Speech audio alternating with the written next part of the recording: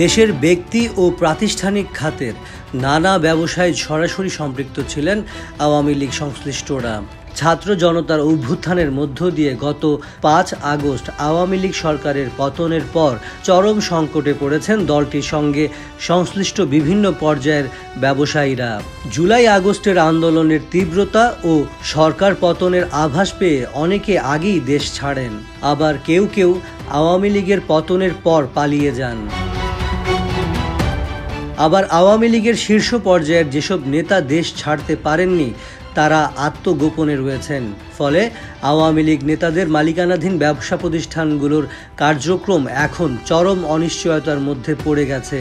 আওয়ামী লীগ সরকার পতনের ফলে সবচেয়ে বেশি বিপাকে পড়েছে দলটির সঙ্গে সংশ্লিষ্ট ব্যবসা প্রতিষ্ঠানগুলো।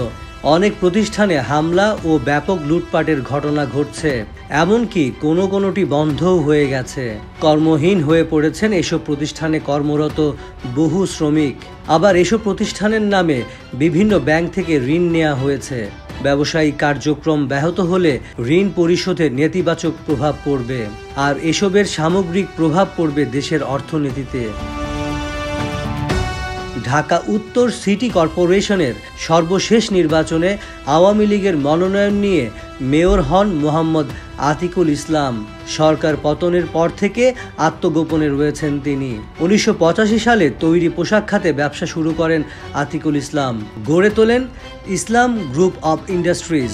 সর্বশেষ ঢাকা উত্তর সিটি কর্পোরেশন নির্বাচনের হলফনামা অনুযায়ী আতিকুলের তৈরি পোশাক কারখানা সহ ১৬টি ব্যবসা প্রতিষ্ঠান রয়েছে।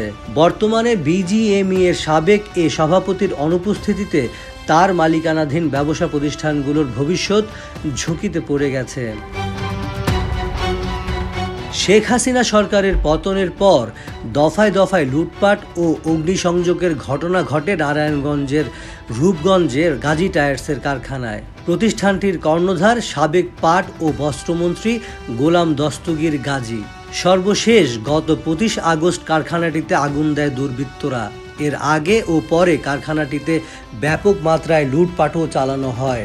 পুরোপুরি অগ্নিভূত হয় কারখানাটির কাঁচামাল রাখার গুদাম। এতে হাজার কোটি টাকার বেশি ক্ষতি হয়েছে। এই কারখানায় প্রায় ২৫০০ কর্মকর্তা ও শ্রমিক কর্মচারী কর্মরত ছিলেন। ক্ষতিগ্রস্ত কারখানাটি শিগগিরই চালু না হলে শ্রমিকরা বেকার হয়ে যাবেন।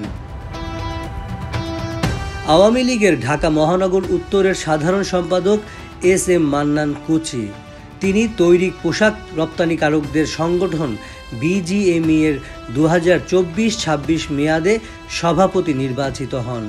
সরকার পতনের আগে তিনি পারিবারিক কারণে সিঙ্গাপুর যান। SM মান্নান কুচি তৈরি পোশাক প্রতিষ্ঠান সেহা ডিজাইন বিডি লিমিটেডের ব্যবস্থাপনা পরিচালক। সরকার পতনের পর প্রতিষ্ঠানটি ঝুঁকির মধ্যে পড়েছে। Federation of Bangladesh chambers of commerce and ইন্ডাস্ট্রিজের সাবেক সভাপতি শফিউল ইসলাম মহিউদ্দিন, বিজিএমই এর সাবেক সভাপতি, তৈরি পোশাক ব্যবসার সঙ্গে রয়েছেন ১৯৯২ সাল থেকে। অনার্স অ্যাপারেল লিমিটেড প্রতিষ্ঠার মাধ্যমে এ ব্যবসায় যুক্ত হন তিনি। এরপর পুষ্প গ্রুপ নামে পোশাক শিল্প প্রতিষ্ঠান গড়ে তোলেন। আওয়ামী লীগ সরকারের পতনের পর শফিউল ইসলাম মহিউদ্দিনের বিভিন্ন কর্মকাণ্ড নিয়ে প্রতিবাদ করেছে ব্যবসায়ীদের একাংশ। বর্তমানে তারও কোনো খোঁজ পাওয়া যাচ্ছে না। এদিকে নির্মাণ খাতেও আধিপত্য বিস্তার করেছিলেন আওয়ামী লীগ সংশ্লিষ্ট ব্যবসায়ীরা। খাত সংশ্লিষ্টরা বলছেন, দেশের সার্বিক পরিস্থিতিতে রড, বালি, সিমেন্টের মতো পণ্য ক্রয়ে ক্রেতা চাহিদা একেবারেই নেই। আওয়ামী লীগ বিগত ১.৫ দশকে অবকাঠামো নির্মাণকেই দেশীয় উন্নতির প্রধান সূচক হিসেবে হাজির করেছিল, কিন্তু তাদের অনুপস্থিতিতে বড় সংকটে পড়েছে বিপুল বিনিয়োগের মাধ্যমে গড়ে ওঠা শিল্প কারখানাগুলো।